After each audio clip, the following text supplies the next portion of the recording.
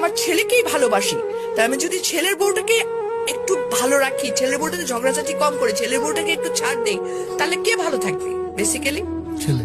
Yes, এই জিনিসটা মাদের মাথায় ঢুকাইতে হবে যে আমি আমার ছেলের বউকে আমার ছেলের হ্যাপিনেসের জন্য ছাড় দিব।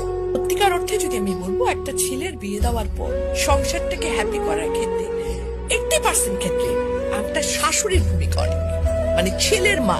ডেফিনেটলি কোনো জায়গায় ছেলে বউ খারাপ আছে, কিন্তু exceptional cannot be an example. বেশিরভাগ শাশুড়ি কিন্তু বেশি আমার দখলদারিত্ব মনোবৃত্তিতে চলে যান।